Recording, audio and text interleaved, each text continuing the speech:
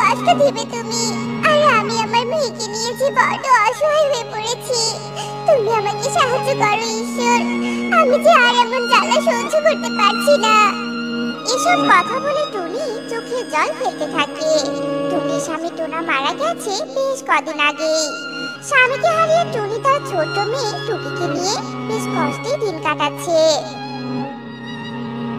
মা, আমি তোমার জন্য সেই সকাল থেকে অপেক্ষা করছি।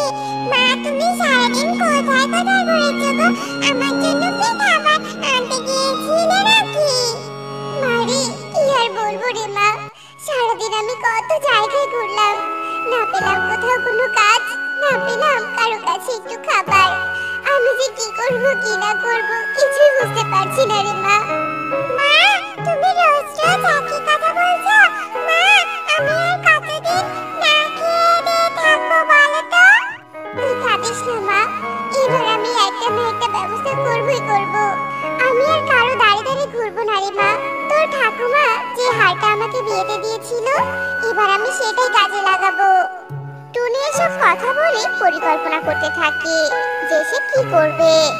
আর পরদিন সকালে টুনি তার হারটা নিয়ে স্বর্ণকারের কাছে যায়। দিদি, এ তো পুরনো আমলের গয়না মনে হচ্ছে।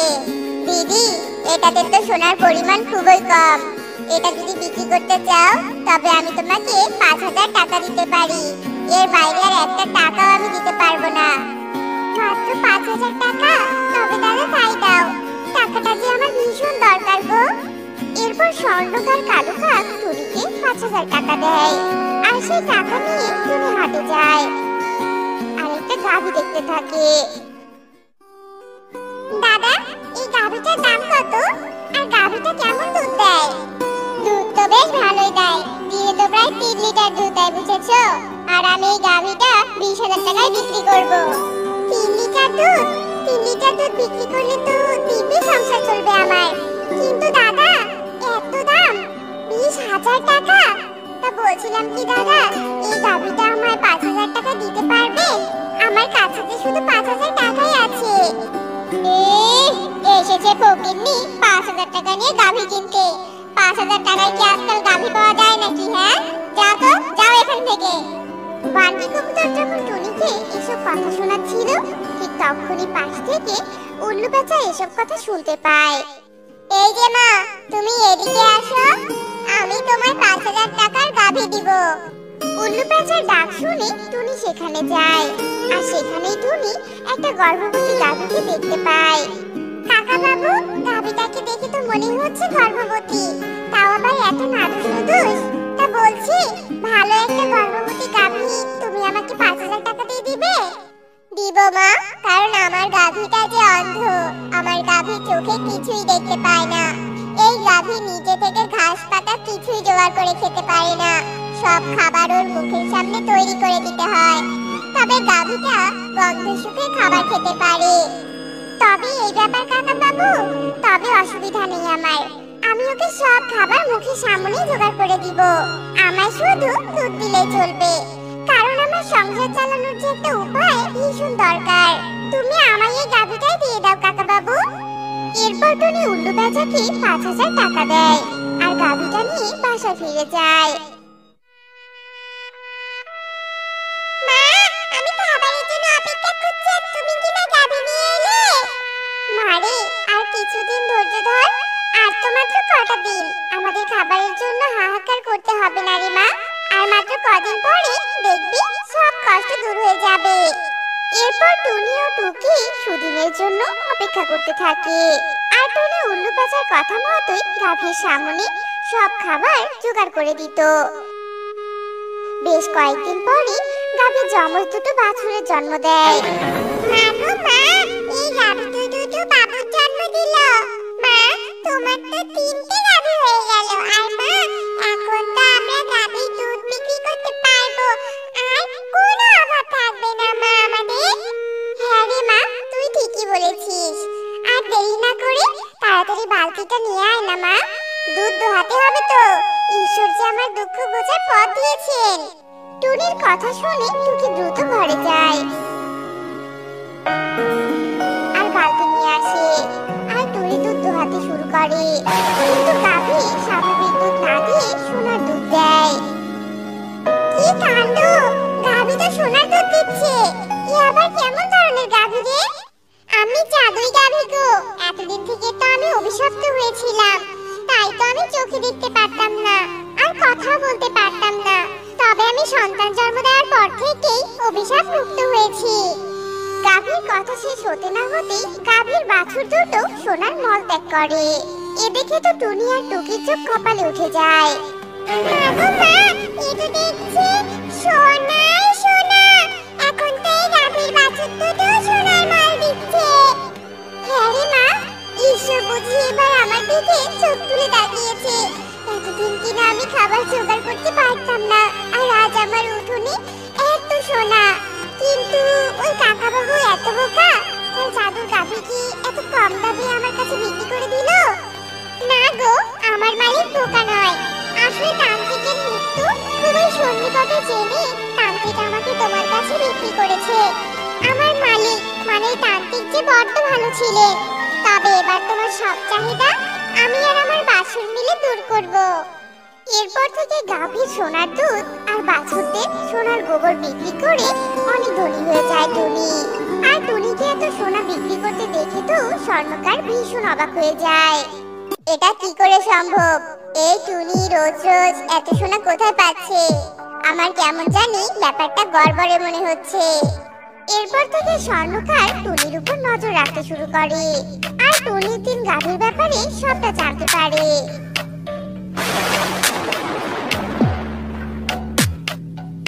তবে এই হলো আসল কথা। টুনির তিন গাভী টুনিকে রোজ রোজ এত সোনা দিচ্ছে। তবে তো এবার আমার অন্য কিছু ভাবতে হয়, কারণ এত সোনা দানা যে আমারও চাই। এরপর কালু টুনির বাসায় যায় আর টুনির কাছে তার গাভীগুলো কিনতে চায়। না না স্বর্ণকার দাদা, আমি কিছুতেই আমার গাভী বিক্রি করব না। তুমি দয়া করে এমন বলো না। বুঝতে পেরেছি, তোমার গাভীরা যে সোনা দেয় তাই তো তুমি তোমার গাভী বিক্রি করতে চাইছো না। তবে আমিও ছাড়ার পাত্র নই। এই গাভী তো আমার চাই চাই। দরকার হলে তোমাকে মেরে আমি এই গাভীর দখল নিব। এই কথা বলে স্বর্ণকার একটা ছুরি বের করে, আর তখনই গাভী হা করে। আর গাভীর মুখ থেকে আগুন বেরিয়ে গিয়ে স্বর্ণকারের গায়ে পড়ে, আর স্বর্ণকার পুড়ে ছাই হয়ে যায়। আমার মালকিনের দিকে একটা আঁচড় আসলেও আমি তাকে ছাড়বো না। এই স্বর্ণকারের মতো তাকে ভস্ম করে দিব আমি। তুমি কোনো চিন্তা করো না মালকিন, আমি তোমার সবকিছু থেকে রক্ষা করব। গাভীর কথায় টুনি স্বস্তি পায়। এরপর থেকে টুনি তার তিন গাভীর সাহায্যে সুখে দিন কাটাতে শুরু করে। মা, ও মা, জানো আমার না স্কুলে যেতে খুব ইচ্ছে করছে। আমার সব বান্ধবীরা স্কুলে যায় আর কত আনন্দ করে, আর আমি বাসায় বসে থাকি। আমার ভালোই লাগে না। মারে, আমরা যে গরিব, আমাদের মতো গরিবদের স্কুল যেতে নেই রে মা। গরিবদের স্বপ্ন বলতে কিছুই হয় না। না মা, আমি স্কুলে যাব। আমার অনেক বড় স্বপ্ন জানো। আমি বড় হয়ে ডাক্তার হব আর বনের পাখিদের বিনা টাকায় চিকিৎসা করাবো। মারে, এত স্বপ্ন দেখিস না। দুবেলা দুমুঠো খাবারই জোটে না আমাদের কপালে, তার উপর আবার এত বড় স্বপ্ন। আমাকে ক্ষমা করে দিস মা, আমি যে তোর অপদার্থ মা। যাকে আমি কাজে গেলাম, তুই সাবধানে থাকিস কেমন? টুনি এসব কথা বলে বাড়ি থেকে বেরিয়ে আসে, আর টুনির চোখ বেয়ে দুফোঁটা জল গড়িয়ে আসে। আসলে টুনি ছিল একজন বিধবা পাখি। টুনি তার মেয়ে টুনটুনকে নিয়ে সোনাতলি বনে বাস করত। টুনি এতটাই গরিব ছিল যে দুবেলা ঠিক মতো নিজেদের খাবার জোগাড় করতে পারত না। দিনমজুরের কাজ করে যা পেত তা দিয়ে কোনো রকমে টেনে তাদের সংসার চালাতো। একদিন রাতে টুনি শুয়ে শুয়ে ভাবতে থাকে, আমার ছোট্ট মেয়েটার এত বড় স্বপ্ন, আমি কিনা মা হয়ে মেয়েটার স্বপ্ন পূরণ করতে পারবো না।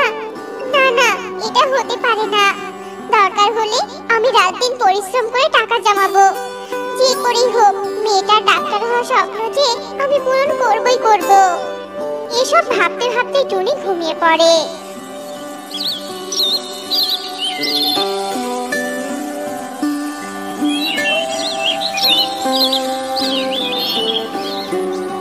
পরদিন থেকে শুরু হয় টুনির জীবনের এক নতুন অধ্যায়।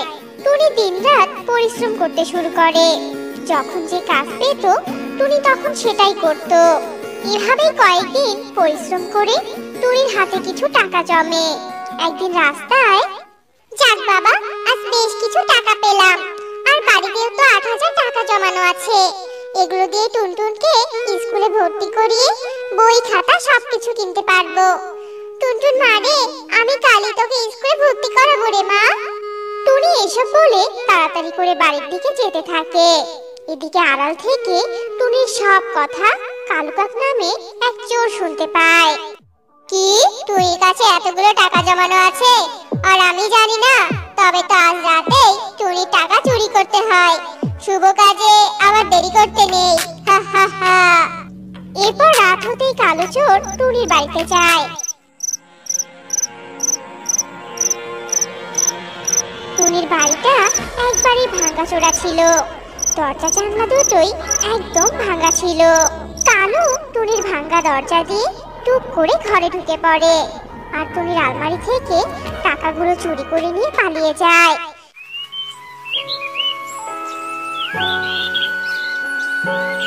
এদিকে সকালবেলা ঘুম থেকে উঠে টুনি তাদের আলমারি দেখে ভীষণ অবাক হয়ে যায়।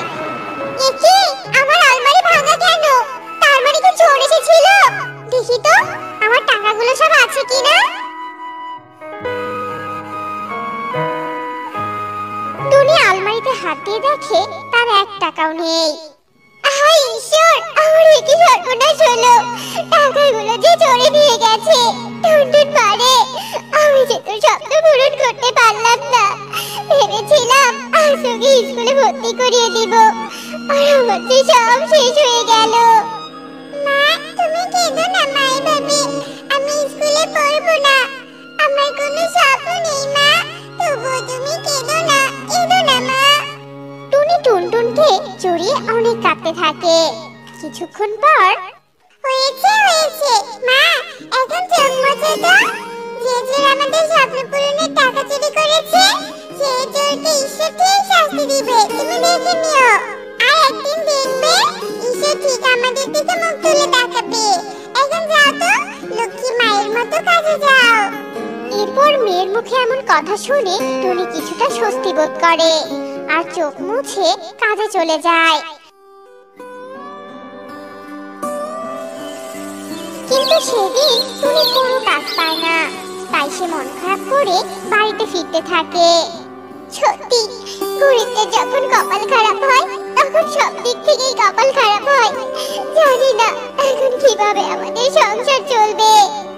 টুনি যখন এভাবেই বলছিল আর উঠছিল, এমন সময় টুনি একটা আম গাছের গোড়ায় একটা জীর্ণ শীর্ণ ছেঁড়া ভ্যানিটি ব্যাগ দেখতে পায়। আর এটা দেখে টুনি ভ্যানিটি ব্যাগের কাছে যায় আর ভ্যানিটি ব্যাগটা হাতে তুলে নিয়ে বলতে থাকে, এ কি, এটা তো একটা ভ্যানিটি ব্যাগ। কার ব্যাগ এটা? আর ব্যাগটা তো দেখছি ছেঁড়া। মনে হয় ছেঁড়া ব্যাগ দেখে কেউ ব্যাগটাকে এখানে ফেলে চলে গেছে। আমি বা ব্যাগটা নিয়ে কি করব? এখানেই রেখে দেই। টুনি যেই না ব্যাগটা নিচে রাখতে ধরে, তখনই ব্যাগটা কথা বলে ওঠে। আমাকে রেখে যেও না, আমাকে তোমার সাথে নিয়ে চলো। আমি ছেঁড়া বলে তুমি আমাকে অবহেলা করছো? বাবা, আমি স্বপ্ন দেখছি না তো? ভ্যানিটি ব্যাগ আবার কথা বলে? হ্যাঁ গো, আমি হলাম জাদুই রঙিন ভ্যানিটি ব্যাগ, তাই কথা বলতে পারি।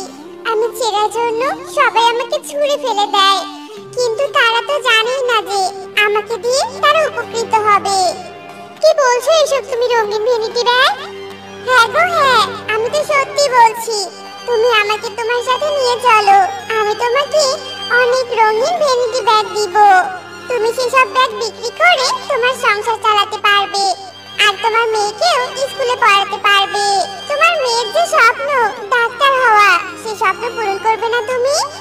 আমার মেয়ের স্বপ্নের কথা তুমি কি করে জানলে? জানি জানি, সবার মনের কথা আমি জানি।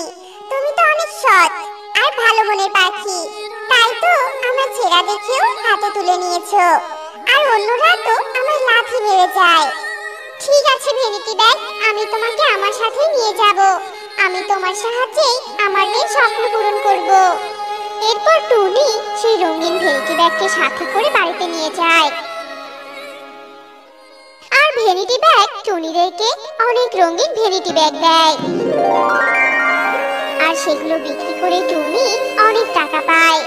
এরপর টুনি টুনটুনকে স্কুলে ভর্তি করিয়ে দেয়। আর টুনটুনও খুশিতে স্কুলে যেতে শুরু করে।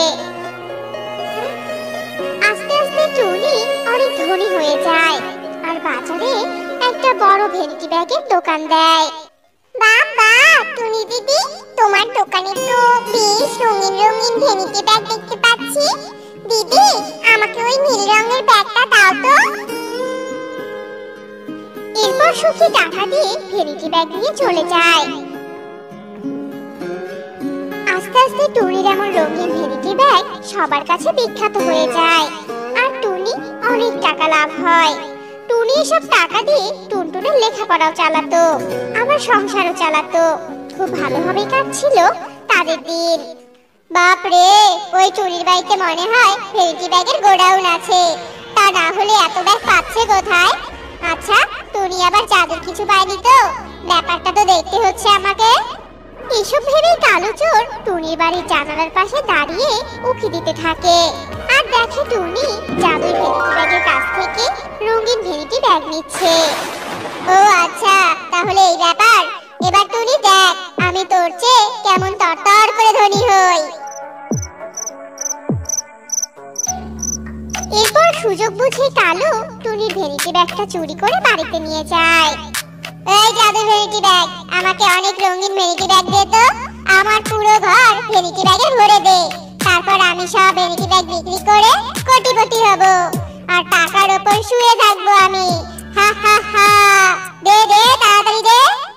ঠিক আছে, দাঁড়া, আমি তোর স্বপ্ন পূরণ করব। এরপর ভেনিটি ব্যাগ জাদু করে ঘরে এত এত রঙিন ভেনিটি ব্যাগ পায় যে কালোর পুরো ঘর ভেনিটি ব্যাগে ভর্তি হয়ে যায়। আর একসময় কালো ভেনিটি ব্যাগে চাপা পড়ে মারা যায়। এদিকে জাদুর ভেনিটি ব্যাগ আবার টুনির কাছে ফিরে যায়। এভাবে অনেক দিন কেটে যায়।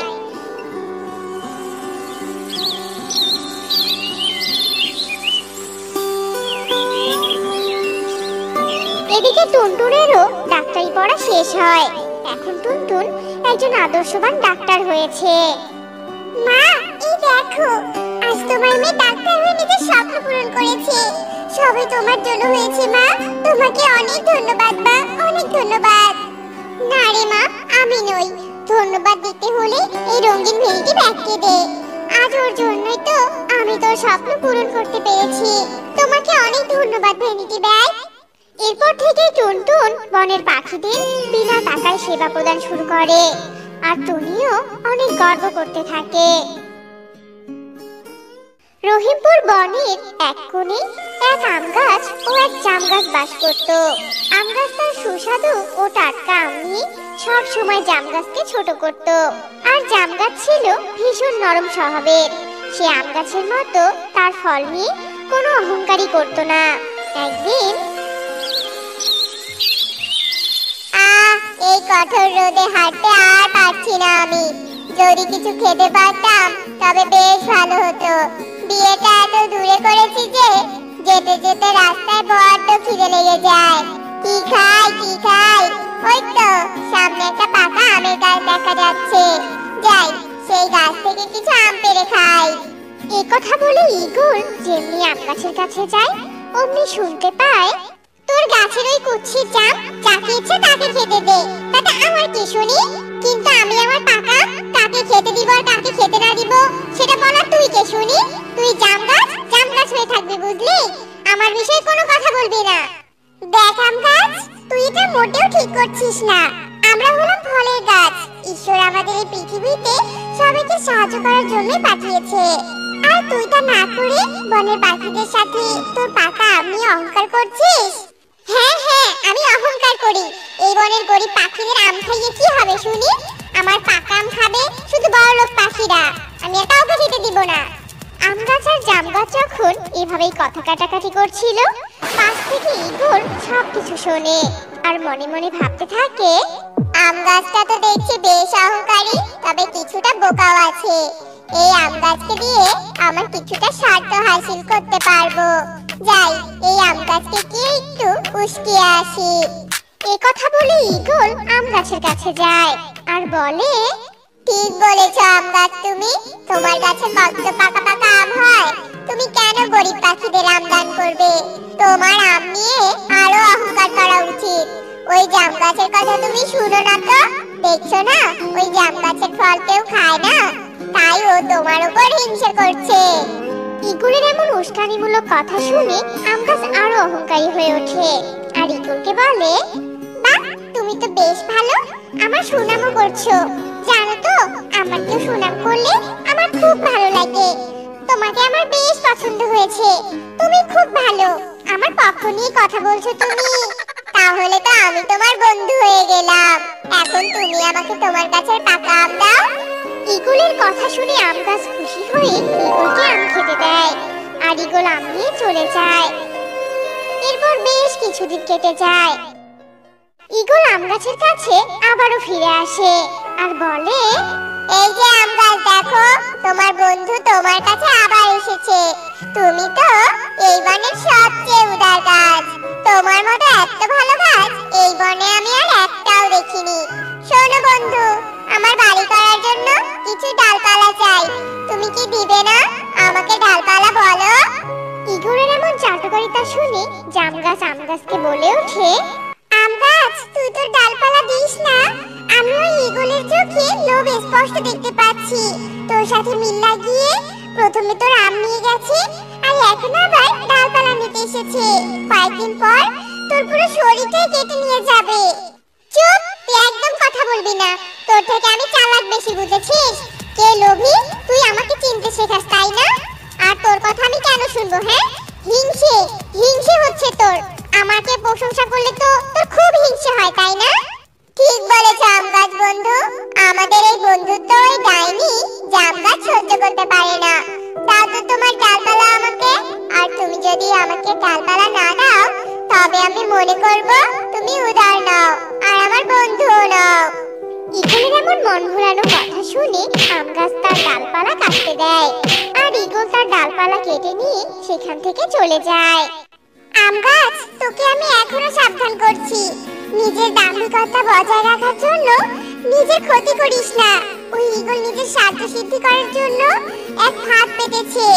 সাবধান হ, বুঝলি? সাবধান হ।